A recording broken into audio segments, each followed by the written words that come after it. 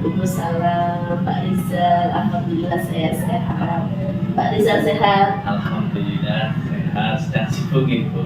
Tidak juga. Kelihatannya tadi sedang ANPK apa nggih? Betul sekali. Berarti sama dengan SD saya. Oh begitu. Mohon maaf, ini di sini saya ingin menyampaikan beberapa hal terkait tugas saya sebagai calon guru penggerak, dan nanti saya meminta izin untuk sedikit memberi pertanyaan terkait dilema etika yang ada di sekolah ini. Silakan Pak Rizal. Ini Bu dan ya, selama ini menurut Ibu tuh bagaimana Ibu dapat mengidentifikasi kasus-kasus yang merupakan dilema etika atau bujukan moral? Baik Pak Rizal, jadi dalam mengidentifikasi permasalahan ada dua hal yang terjadi, yaitu bujukan moral dan dilema etika. Di mana yang saya pahami adalah bahwa bujukan moral atau benar versus salah adalah sebuah situasi yang terjadi di mana seseorang dihadapkan pada situasi benar atau salah dalam mengambil sebuah keputusan. Dan dilema etika atau benar versus benar adalah sebuah situasi yang terjadi di mana seseorang dihadapkan pada situasi keduanya benar, namun bertentangan dalam mengambil sebuah keputusan. Begitu menurut saya Pak Rizal. Terus bagaimana Ibu menjalankan keputusan pengambilan di sekolah Ibu, terutama untuk kasus-kasus yang dimana ada dua kepentingan yang sama, itu benar atau sama mengandung nilai kebajikan? Baik Pak Rizal, jadi sebagai pemimpin ketika dihadapkan dalam situasi mengambil sebuah keputusan, tentunya kita harus mengidentifikasi masalah terlebih dahulu. Apakah kasus tersebut berada di bujukan moral atau dilema etika? Selanjutnya ada beberapa hal yang perlu kita lakukan untuk mengambil keputusan, yaitu kita harus memperhatikan 4 paradigma dilema etika tentunya, kemudian 3 prinsip, dan juga 9 langkah pengujian keputusan yang diambil. Jadi ada 4 paradigma dilema etika, 3 prinsip, dan 9 langkah keputusan ya Bu ya. Betul sekali. Terus untuk langkah atau prosedur seperti apa yang bisa Bu Rani lakukan selama ini? Jadi yang selama ini saya lakukan adalah, yang pertama saya lakukan itu adalah dengan mengidentifikasi permasalahan yang terjadi. Kemudian saya mengenali nilai apa yang bertentangan dalam situasi tersebut. Setelah itu saya akan menentukan siapa yang terlibat. Dalam hal ini seringkali saya juga akan melibatkan guru untuk mengumpulkan fakta. Kemudian saya akan melakukan pengujian benar salah, melaksanakan 3 prinsip resolusi, mencari kemungkinan penyelesaian atau opsi trilema. Selanjutnya saya akan membuat keputusan, kemudian juga saya akan merefleksikan keputusan yang saya ambil. Begitu Pak Rizal. Biasa sekali Bu, berarti ada pengujian juga ya Bu. Betul. Ya. Terus hal-hal apa saja yang selama ini Bu Rani anggap efektif dalam mengambil pengambilan keputusan pada kasus-kasus dilema etika? Baik Pak Rizal.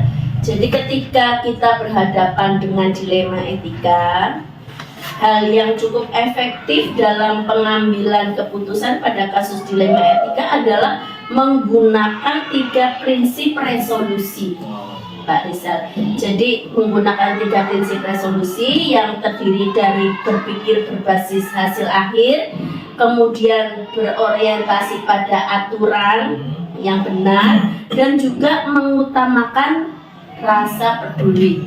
Ya. Kemudian juga memperhatikan dampak jangka panjang juga merupakan hal yang efektif juga.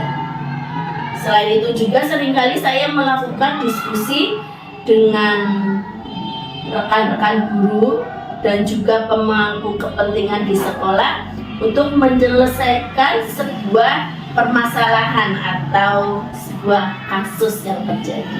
Intinya ada di perdiskusian itu ya, Betul, ya, kolaborasi ya, dengan berkolaborasi dengan guru iya. dan juga pemangku Oh kepentingan. iya. Nah terus apa saja yang selama ini menjadikan tantangan dalam pengambilan keputusan pada kasus-kasus tersebut? Baik. Jadi menurut saya dilema etika adalah permasalahan yang memang agak sulit ini, agak sulit untuk diputuskan karena menyangkut hal yang sama-sama benar, ya begitu. Jadi agak sulit dan itu adalah sebenarnya itu adalah tantangannya. Ya. Namun saya kembalikan lagi pada nilai-nilai yang saya pegang teguh dengan aturan yang berlaku, serta tidak lupa juga kepedulian terhadap sesama itu juga harus saya pertimbangkan dalam mengambil keputusan. Ya, perlu dipertimbangkan sekali itu ya Bu ya. Betul sekali. Ya, terus, apakah Ibu Rani ini memiliki tata kala atau jadwal tertentu dalam penyelesaian kasus dilema etika? Terus apakah Ibu itu langsung menyelesaikannya di tempat atau memiliki jadwal untuk menyelesaikannya, bentuk atau prosedur seperti apa yang nantinya Bu Rani akan jalankan? Tergantung Pak Rizal, jadi tergantung seberapa mendesak dan seberapa besar pengaruh terhadap lembaga yang saya pimpin, sekolah ini. Jadi jika memang memerlukan waktu dan pihak-pihak lain yang terlibat, maka saya akan membuat alokasi waktu juga, alokasi waktu khusus untuk bisa mengambil keputusan. Ada waktu-waktu khusus ya. Betul sekali. Tidak langsung ambil pada saat itu. Iya, tidak langsung set ambil saat itu, Iya. selesai saat itu ya. Banyak hal yang perlu dipertimbangkan. Betul sekali. Terus samping itu, adakah faktor atau faktor-faktor apa yang selama ini mempermudah atau membantu Bu Rani dalam pengambilan keputusan pada kasus ini? Sebagai seorang pemimpin, sebagai seorang kepala sekolah, saya seharusnya mampu membuat keputusan yang berdasarkan dengan nilai kebajikan yang saya pahami. Namun melibatkan dewan guru dan juga pihak-pihak terkait itu juga bukan hal yang salah selama hal itu baik untuk kepentingan siswa dan juga lembaga sekolah ini. Ya, berarti tetap melibatkan rekan ya, Bu, Betul. ya. Tidak Mengambil keputusan sendiri, intinya seperti ya, itu, iya, Pak Rizal. sekali, ya. Jadi dari semua hal yang telah disampaikan, kira-kira pembelajaran apa yang dapat Bu Rani petik dari pengalaman Bu Rani dalam mengambil keputusan dilema etika? Jadi pembelajaran yang dapat saya petik adalah nilai-nilai kebajikan, nilai-nilai kebajikan dalam diri, kemudian prinsip pengambilan keputusan, paradigma berpikir, dan juga langkah-langkah pengambilan keputusan itu menjadi dasar pengambilan keputusan yang bertanggung jawab. Begitu Pak Rizal. Luar mudah sekali jawabannya Bu Rani. Terima kasih Pak Rizal. Iya. Baik, terima kasih Bu Rani atas jawaban dari pertanyaan yang tadi. Sekali lagi mohon maaf saya sudah mengganggu waktunya.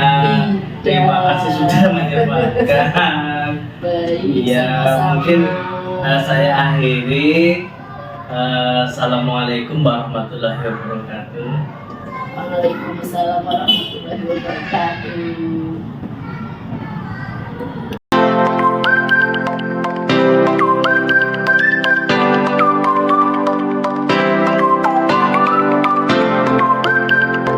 Assalamualaikum warahmatullahi wabarakatuh, Bu Kasima. Waalaikumsalam warahmatullahi wabarakatuh. Bagaimana kabar hari ini? Alhamdulillah sehat. Dan biasanya sedang sibuk ya. Biasalah Nggih, kerjaan. nggih. Mohon maaf mengganggu waktunya.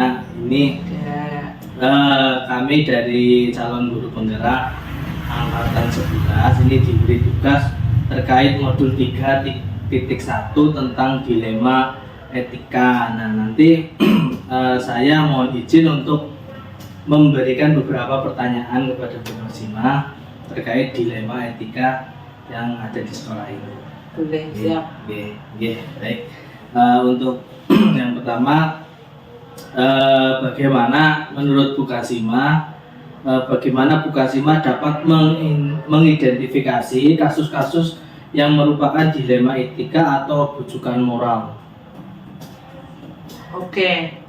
Yang saya lakukan yang pertama dalam mengidentifikasi kasus yang terjadi yaitu dengan melakukan pengamatan terlebih dahulu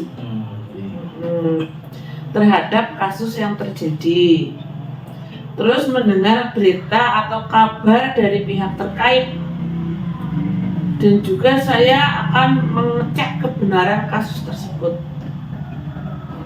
Yang intinya, jika sesuatu itu salah, maka saya akan melakukan cross check dan tindak lanjut. Namun jika ada hal yang sebetulnya sama-sama benar, maka saya akan memusyawarahkan juga. Berarti setiap ada masalah harus di cross check dulu ya Bu sebelum tindak lanjutnya. Iya. Ya. Iya. Takut nanti akibatnya Oh fatal. iya. Terus bagaimana Ibu Kasima itu menjalankan keputusan pengambilan di sekolah Ibu, terutama untuk kasus-kasus di mana ini ada dua kepentingan yang sama-sama benar atau sama-sama mengandung nilai kebajikan? Gitu ya. Saya akan berdiskusi dengan Dewan Guru sebagai warga sekolah. Jadi setiap ada permasalahan harus diskusikan dulu itu ya Bu ya, Iya. dengan rekan guru. Terus Baik sekali. Terus langkah-langkah atau prosedur apa yang biasa Ibu Kasima lakukan selama ini? yang pertama saya mengecek dulu permasalahannya. Terus selanjutnya menentukan pihak mana saja yang terkait. Ya. Terus mendiskusikan dengan Dewan Guru Oke. jika menyangkut kepentingan sekolah secara umum. Hmm. Kemudian membuat keputusan. Namun jika berkaitan dengan tugas saya pribadi, maka saya putuskan sendiri dengan mempertimbangkan baik buruk serta aturan yang berlaku. Ya, jadi tetap Dewan Guru itu dilibatkan nggih, Iya. untuk setiap ada permasalahan atau dilema nggih. Iya. Iya. Terus hal-hal apa saja yang selama ini Bu Kasima anggap efektif dalam pengambilan keputusan pada kasus-kasus dilema etika?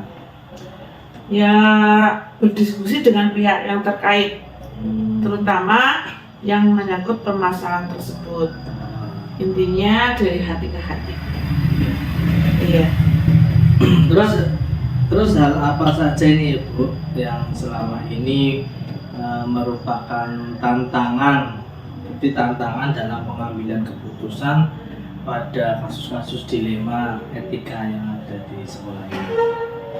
Itu ketika saya harus memutuskan persoalan yang berkaitan dengan perasaan kasihan.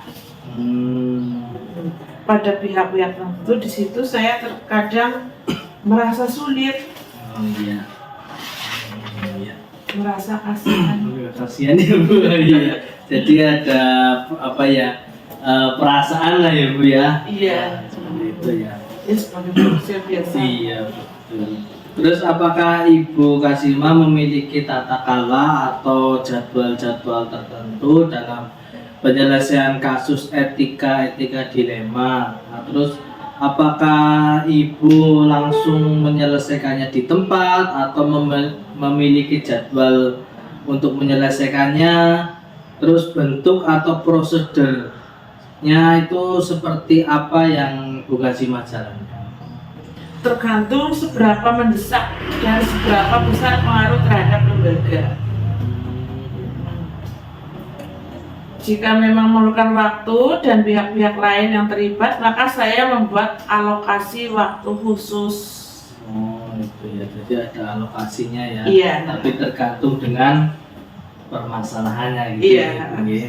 Lihat situasi dan iya, kondisi. dan situasi. Terus adakah seseorang atau faktor-faktor apa yang selama ini mempermudah atau membantu Ibu Kasima dalam pengambilan keputusan dalam kasus-kasus dilema etika? Yang utama yaitu melibatkan dewan guru. Jika memutuskan sesuatu yang berkaitan dengan persoalan sekolah, Kalau soal sekolah tetap melibatkan harus dewan. berkolaborasi dengan guru itu penting gitu. Iya, penting, ya. iya. Iya. Terus dari semua hal yang tadi disampaikan, pembelajaran apa yang Ibu Kasima dapat petik dari pengalaman Ibu mengambil keputusan dilema ini? Yang pertama, tadi di sebuah permasalahan ya, itu pasti ada jalan keluarnya. Oh iya. Jika kita diskusikan bersama dengan Dewan Guru, mengacu pada aturan yang berlaku dan mempertimbangkan dampak baik buruknya, di mana dampak buruk yang paling minimal yang kita ambil. Oh iya, berarti harus ada apa ya, pemikiran yang ke depan ya Bu, jadi dampaknya apa, Iya. terus bagaimana gitu ya Bu ya. Iya. Oke, bagus sekali, baik sekali, luar biasa ini Bu Kasima ya. Terima kasih Bu Kasima atas waktunya nih, dan terima kasih tadi atas jawaban dari pertanyaan-pertanyaan saya. Mohon maaf sekali lagi telah mengganggu waktunya. Insya Allah Oke. Mungkin saya cukup akhiri. Wassalamualaikum warahmatullahi wabarakatuh. Waalaikumsalam warahmatullahi wabarakatuh.